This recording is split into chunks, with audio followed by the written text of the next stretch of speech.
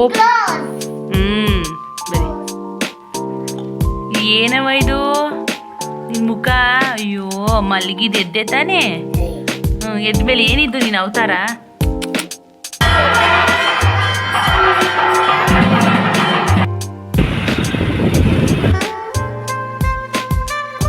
ಹೂವೆಲ್ಲ ಮುಡ್ಕೊಂಡ್ಬಿಟ್ಟಿದ್ದೀರಿ.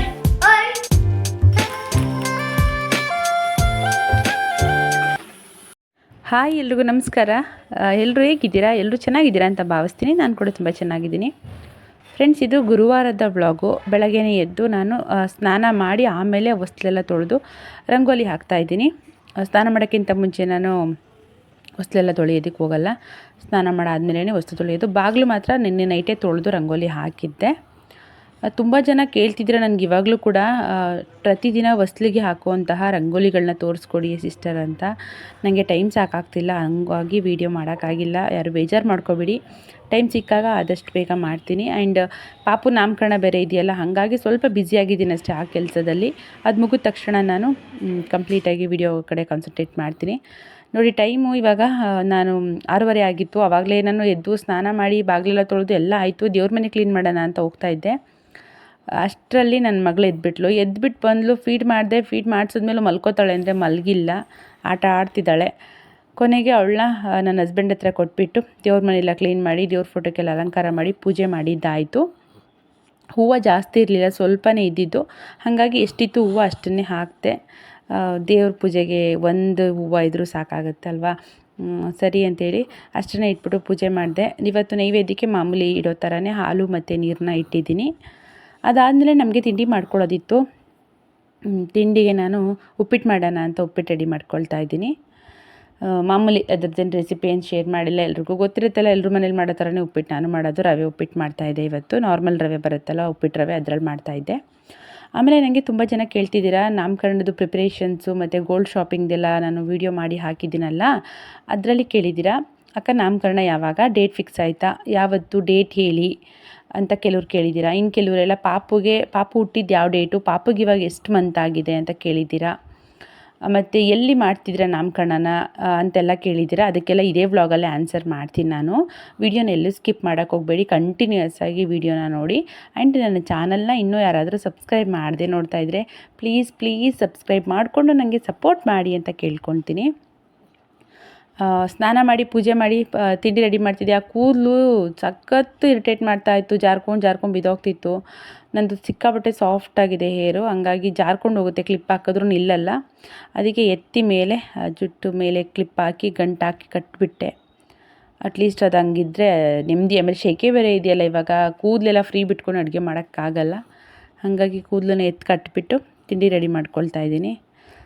ರವೆನ ಹುರಿದಿಟ್ಕೊಂಬಿಡೋಣ ಅಂತ ರೆಡಿ ಮಾಡ್ತಾಯಿದ್ದೀನಿ. ಆ್ಯಂಡ್ ನನ್ನ ಮಗಳು ಇನ್ನು ನನ್ನ ಹಸ್ಬೆಂಡ್ ಹತ್ರನೇ ಇದ್ಲು.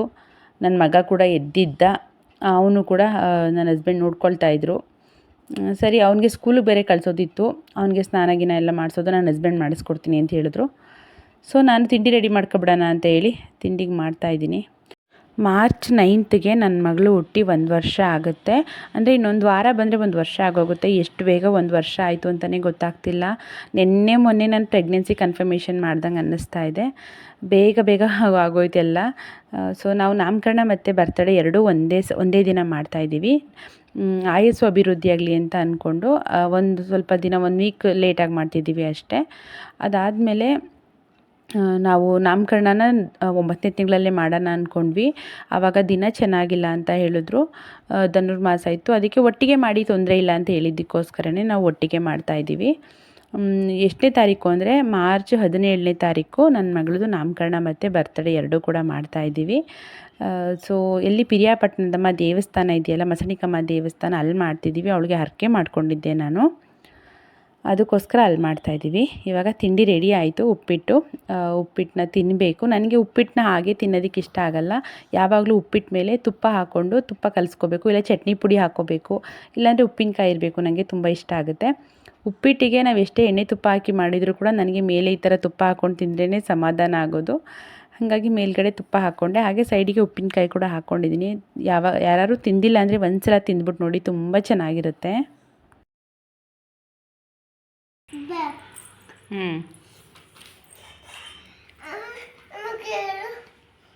ನೆಕ್ಸ್ಟ್ ಅಪೋಸಿಟ್ ವರ್ಡ್ ಏನಿದೆ?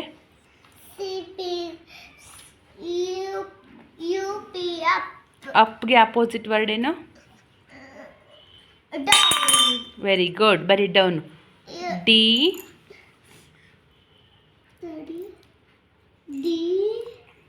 ಓ ಡಬ್ಲ್ಯೂ ಎನ್ ಡೌನ್. ನನ್ನ ಮಗನಿಗೆ ಎಕ್ಸಾಮ್ ಇರೋದ್ರಿಂದ ಅವನಿಗೆ ಓದಿಸ್ಬೇಕು. ಅವನು ಒಂದು ಕಡೆ ಕೂರಲ್ಲ. ಅವನ್ನ ಕೂರಿಸ್ಕೊಂಡು ಓದಿಸೋದೇ ನನಗೆ ದೊಡ್ಡ ಟಾಸ್ಕು. ಜೊತೆಗೆ ನನ್ನ ಮಗಳು ಬೇರೆ ಇರ್ತಾಳೆ, ಅವಳನ್ನು ನೋಡ್ಕೋಬೇಕು. ಅವಳು ಮಧ್ಯೆ ಮಧ್ಯೆ ಡಿಸ್ಟರ್ಬ್ ಮಾಡ್ತಿರ್ತಾಳೆ, ಬಂದು ಬುಕ್ಕೆಲ್ಲ ಎಳೆಯೋದು, ಅವನ ಪೆನ್ಸಿಲು ರಬ್ಬರೆಲ್ಲ ಎತ್ಕೊಂಡು ಹೋಗೋದೆಲ್ಲ ಮಾಡ್ತಾಳೆ. ಅದೆಲ್ಲ ನೋಡಿಕೊಂಡು ಅವಳನ್ನ ಕೂಡ ಹಿಡ್ಕೊಂಡು ಅವನಿಗೆ ಓದಿಸ್ಬೇಕು. ಅವನಿಗೆ ಮೂಡ್ ಚೆನ್ನಾಗಿದ್ರೆ ಚೆನ್ನಾಗಿ ಹೇಳಿಸ್ಕೊತಾನೆ, ಇಲ್ಲ ಅಂದ್ರಂತೂ ಫುಲ್ ಹಠ ಮಾಡೋಕ್ಕೆ ಸ್ಟಾರ್ಟ್ ಮಾಡ್ಕೊಂಡ್ಬಿಡ್ತಾನೆ. ಏನವ ಇದು ನಿನ್ನ ಮುಖ? ಅಯ್ಯೋ, ಮಲಗಿದ್ದು ಎದ್ದೆ ತಾನೇ? ಎದ್ಮೇಲೆ ಏನಿದ್ದು ನೀನು ಅವತಾರ? ಅಣ್ಣನಿಗೆ ನಾನು ಓದಿಸ್ತಾ ಇದ್ದೀನಿ, ನೀನು ಈ ಕಡೆ ಈ ಕೆಲಸ ಮಾಡ್ಕೊಂಡಿದ್ದೀಯ. ಈ ಕಡೆ ಓದಿಸ್ತಾ ಇದ್ದೀನಿ ನಾನು ನನ್ನ ಮಗನಿಗೆ, ನಾಳೆ ಎಕ್ಸಾಮ್ ಇದೆ. ಈ ಕಡೆ ನೋಡಿದ್ರೆ ಕಾಫಿ ಕುಡಿದಿರೋ ಲೋಟ ತಗೊಂಡು ಎಲ್ಲನ ತಗೊಂಡು ಬ್ಯಾಗ್ ಹಾಕ್ಕೊಂಡವ್ರೆ. ಇಲ್ಲ ಬರ್ದಾ? ಗುಡ್. ನೆಕ್ಸ್ಟ್ ಬರೀ. ಇವಾಗ ಸಂಜೆ ನಾವು ದೇವಸ್ಥಾನಕ್ಕೆ ಹೋಗ್ತಾ ಇದ್ದೀವಿ. ರಾಯರ ಮಠಕ್ಕೆ ಹೋಗೇ ಇರಲಿಲ್ಲ ನಾನು, ಆಗಲೇ 2 ವಾರ ಆಗೋಗಿತ್ತು ಹೋಗಿ. ಸರಿ ಹೋಗೋಣ ಅಂದ್ಬಿಟ್ಟು ಹೋಗ್ತಾ ಇದ್ದೀನಿ. ನನ್ನ ಹಸ್ಬೆಂಡ್ ಕೂಡ ಬಂದರು. ಅವರು ಬಂದಮೇಲೆ ನನ್ನ ಮಗ ಮತ್ತು ನನ್ನ ಹಸ್ಬೆಂಡು ಬೈಕಲ್ಲಿ ಹೋಗಿದ್ರು. ನಾನು ನನ್ನ ಮಗಳನ್ನ ಕರ್ಕೊಂಡು ಹೋಗ್ತಾ ಇದ್ದೀನಿ. ಹೋಗಿ ಅಲ್ಲಿ ನಾನು ಹೋದಾಗ ಇನ್ನೂ ದೀಪ ಹಚ್ಚಿಸ್ತಾಯಿದ್ರು. ಖುಷಿಯಾಗೋಯ್ತು ನನಗಂತೂ. ಇವತ್ತು ಲೇಟಾಗಿ ಹೋಗಿತ್ತು ನಾವು ಹೋದಾಗ, ಆದರೂ ಕೂಡ ನಮಗೆ ದೀಪ ಹಚ್ಚೋದೊಂದು ಅವಕಾಶ ಸಿಕ್ತು, ಖುಷಿ ಆಯಿತು. ನೋಡಿ, ಈ ಥರ ಪ್ರತಿ ವಾರವೂ ಅಷ್ಟೇ ಯಾವ ಥರ ಪೂಜೆ ಮಾಡ್ತಾರೆ ಅದೇ ಥರನೇ ಪೂಜೆ ಮಾಡ್ತಾರೆ. ನಾವು ದೀಪ ಎಲ್ಲ ಹಚ್ಚಿ ಆದಮೇಲೆ ನನ್ನ ಹಸ್ಬೆಂಡ್ ಕೂಡ ಹಚ್ಚಿದ್ರು ದೀಪನ. ನಾನು ಕೂಡ ಒಂದೊಂದು ದೀಪ ಹಚ್ಚಿದ್ವಿ. ತುಂಬ ಜನ ಇದ್ದರು ಈ ಸಲ ಅಂತೂ, ಸಿಕ್ಕಾಪಟ್ಟೆ ಜನ ಇದ್ದರು. ಹಾಗೆ ನಾನು ರಾಯರಿಗೆ ಅಂತೇಳಿ ಹೂ ತೊಗೊಂಡೋಗಿದ್ದೆ. ಅದನ್ನು ಹೂವು ಕೊಟ್ಟಿದ್ದೆ ಮುಡ್ಸೋದಕ್ಕೆ ಅಂತ. ಅದನ್ನು ಅಲ್ಲಿ ಪುರೋಹಿತರು ಹಿಡ್ಕೊಂಡಿದ್ದಾರೆ. ನಾನು ಎಲ್ಲಿ ಮುಡ್ಸಲ್ವೇನೋ, ಆಲ್ರೆಡಿ ಪೂಜೆ ಎಲ್ಲ ಆಗೋಗಿದೆಯಲ್ಲ, ಇವಾಗ ಮುಡ್ಸಲ್ಲ, ಇಟ್ಕೊತಾರೆ ನಾಳೆ ಅಥವಾ ಯಾವಾಗಾರು ನಾಳೆ ಮುಡ್ಸೋದಕ್ಕೆ ಇಟ್ಕೋತಾರೇನೋ ಅಂದ್ಕೊಂಡೆ. ಬಟ್ ಅವರು ಕೊಟ್ಟ ತಕ್ಷಣ ದೇವರಿಗೆ ಅರ್ಪಿಸಿದ್ರು. ನನಗೆ ಸಿಕ್ಕಾಪಟ್ಟೆ ಖುಷಿ ಆಯಿತು. ಏನೋ ಒಂಥರ 2 ವಾರ ಆಗೋಗಿತ್ತು ರಾಯರನ್ನ ನೋಡಿ ನಾನು ದೇವಸ್ಥಾನಕ್ಕೆ ಹೋಗಿ. ಇವತ್ತು ಖುಷಿ ಆಯಿತು. ಅದು ಅಲ್ಲೇ ಕಾಲು ನೋವು ಬೇರೆ ಇತ್ತು. ಕಾಲು ನೋವು ಇದ್ರೂ ನನಗೆ ಅದು ಬಿದ್ದು ಏಟು ಮಾಡ್ಕೊಂಡಿದ್ದು ಕಾಲು ನೋವಿತ್ತು. ಪರವಾಗಿಲ್ಲ ಅಂತೇಳಿ ನಾನು ಮಾಮೂಲಿ ಹೆಜ್ಜೆ ನಮಸ್ಕಾರ ಮಾಡಿದೆ. ನನ್ನ ಹಸ್ಬೆಂಡ್ ಹೇಳಿದ್ರು, ಬೇಡ ಬಿಡು, ಕಾಲು ನೋವಿದೆಯಲ್ಲ ಮತ್ತೆ ಜಾಸ್ತಿ ಆದರೆ ಕಷ್ಟ ಅಂತ.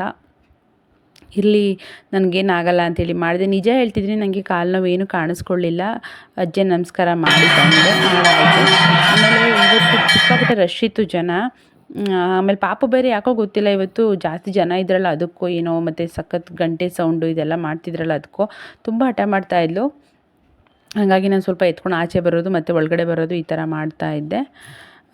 ಅದಾದಮೇಲೆ ಪ್ರಸಾದ ಕೊಟ್ಟರು. ಪ್ರಸಾದ ತೊಗೊಂಡು ಮನೆಗೆ ಬರ್ತಾಯಿದ್ವಿ. ಆಮೇಲೆ ನನಗೆ ತುಂಬ ಜನ ಕೇಳಿದ್ದೀರ ಎಲ್ಲಿದೆ ಮಠ ಇದು ಅಂತ. ಇದು ಬಂದು TK ಲೇಔಟಲ್ಲಿ ಮಾರುತಿ ಟೆಂಪಲ್ ಇದೆಯಲ್ಲ, ಅದರ ಅಪೋಸಿಟಲ್ಲೇ ಇದೆ, ಕೃಷ್ಣಧಾಮ ಅಂತ ಅಲ್ಲಿದೆ.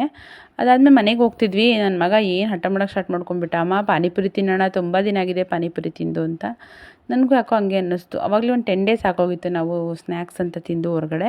ಸರಿ ತಿನ್ಕೊಂಡು ಹೋಗೋಣ ಅಂಥೇಳಿ ಬಂದ್ವಿ ಎಲ್ಲರೂ. ಸೊ ದಹಿ ಪೂರಿ, ಮಸಾಲೆ ಪೂರಿ, ಪಾನಿಪುರಿ ಎಲ್ಲ ತೊಗೊಂಡು ತಿಂತಾಯಿದ್ದೀವಿ. ಆಲ್ ಟೈಮ್ ಫೇವ್ರೇಟ್ ಅಂತಲೇ ಹೇಳ್ಬೋದು. ನನಗಂತೂ ಪಾನಿಪುರಿ ಅಂದರೆ ಸಿಕ್ಕಾಪಟ್ಟೆ ಇಷ್ಟ. All time favourite. ಯಾವ ಟೈಮಲ್ಲಿ ಕೊಟ್ಟರು ಬೇಕಾದ್ರೆ ನಾನು ಇಷ್ಟಪಟ್ಟೆ ತಿಂತೀನಿ, ಬೇಜಾರೇನಿಲ್ಲ ನನಗೆ ಪಾನಿಪುರಿನಲ್ಲಿ. ನಿಮಗೆ ನಂತರ ಯಾರ್ಯಾರು ಇದ್ದೀರಾ ಪಾನಿಪುರಿ ಲವರ್ಸ್ ಅಂತ ಹೇಳಿ ಕಮೆಂಟ್ ಮಾಡಿ. ಅದಾದಮೇಲೆ ನನ್ನ ಮಗಳು ನೋಡಿ ಅಲ್ಲಿ ನಿಂತ್ಕೊಂಡು ಬೈಕಲ್ಲಿ ಅವಳು ಏನು ಫುಲ್ ಖುಷಿಯಾಗಿ ಎಂಜಾಯ್ ಮಾಡ್ತಾಳೆ. ಈ ಥರ ಕರ್ಕೊಂಡು ಹೋಗ್ಬಿಟ್ರೆ ಏನಂಗೆ ಹೊಸಗ್ತಿರೋದು, ಹೂವೆಲ್ಲ ಮುಡ್ಕೊಂಡ್ಬಿಟ್ಟಿದ್ದೀರಿ. ಸಿಹಿ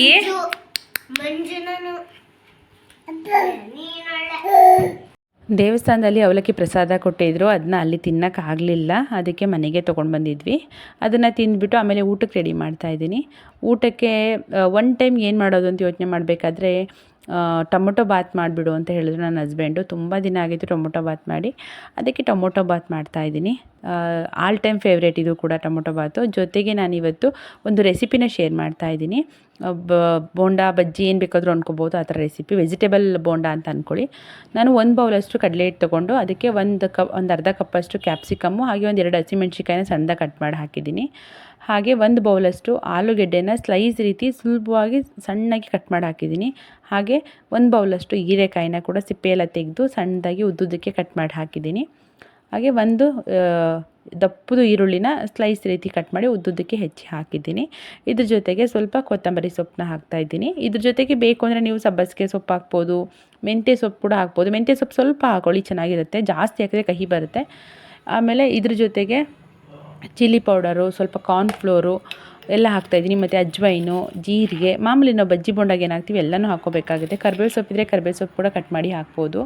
ಹಾಗೆ ರುಚಿಗೆ ತಕ್ಕಷ್ಟು ಉಪ್ಪು ಇಷ್ಟನ್ನು ಹಾಕಿ ಸ್ವಲ್ಪ ಎಣ್ಣೆ ಮೇಲ್ಗಡೆ ಆಯಿಲ್ ಹಾಕೋದ್ರಿಂದ ಟೇಸ್ಟ್ ಚೆನ್ನಾಗಿ ಬರುತ್ತೆ. ಇದಿಷ್ಟನ್ನು ಹಾಕಿ ಸ್ವಲ್ಪ ಎಣ್ಣೆ ಹಾಕ್ಬಿಟ್ಟು ಅದನ್ನು ಫಸ್ಟ್ ಡ್ರೈ ಮಿಕ್ಸ್ ಮಾಡ್ಕೋಬೇಕು. ಚೆನ್ನಾಗಿ ಒಂದಕ್ಕೊಂದು ಹಿಡ್ಕೊಳ್ಳೋ ಥರ ಅದನ್ನ ಚೆನ್ನಾಗಿ ಕಲಿಸ್ಬೇಕು. ಅಂದರೆ ಕಟ್ ಮಾಡಿರೋ ವೆಜಿಟೇಬಲ್ಸಲ್ಲಿ ನೀರಿನಂಶ ಇರುತ್ತೆ, ಹಾಗಾಗಿ ಅದೇ ನೀರಿನಂಶದಲ್ಲಿ ಚೆನ್ನಾಗಿ ಅದನ್ನ ಮಿಕ್ಸ್ ಮಾಡಬೇಕು.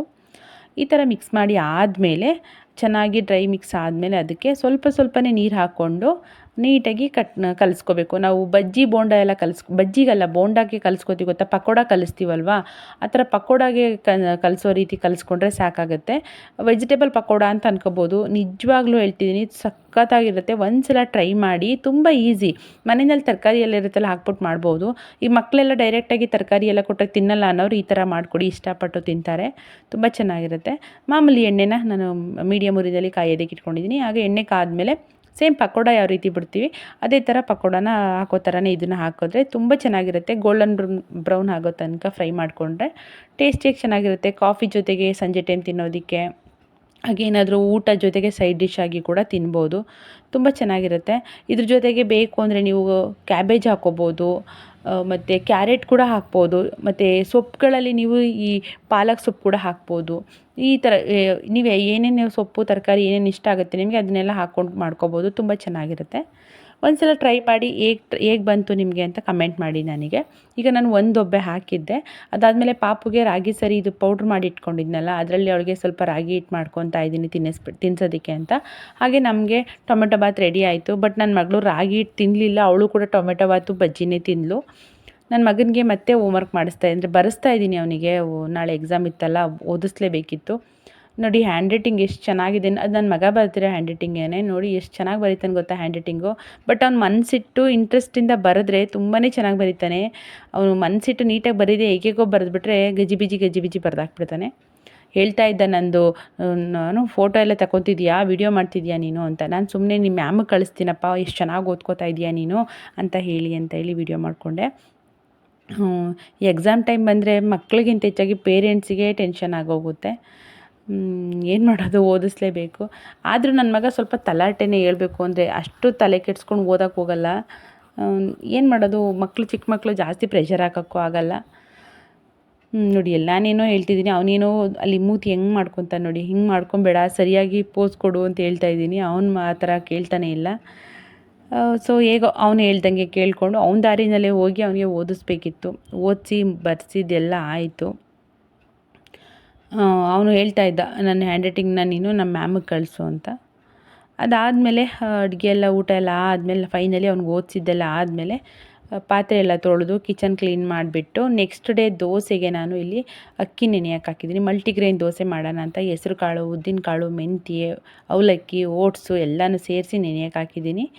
ಇದನ್ನು ನೆನೆಯೋಕೆ ಇಟ್ಬಿಟ್ಟು ಇವಾಗ ಹೋಗಿ ಮಲ್ಕೋಬೇಕು, ಟೈಮ್ ಆಗಿಬಿಟ್ಟಿತ್ತು. ಆ್ಯಂಡ್ ಇವತ್ತಿನ ವ್ಲಾಗ್ ಕೂಡ ಇಷ್ಟೇ. ನಾನು ಇಲ್ಲಿಗೆ ಎಂಡ್ ಮಾಡ್ತಾ ಇದ್ದೀನಿ. ನನ್ನ ಚಾನಲ್ನ ಇನ್ನೂ ಯಾರಾದರೂ ಸಬ್ಸ್ಕ್ರೈಬ್ ಮಾಡದೆ ನೋಡ್ತಾ ಇರೋರು ಸಬ್ಸ್ಕ್ರೈಬ್ ಮಾಡ್ಕೊಂಡು ನೋಡಿ ಪ್ಲೀಸ್, ನನಗೆ ಸಪೋರ್ಟ್ ಮಾಡಿ ಅಂತ ಕೇಳ್ಕೊ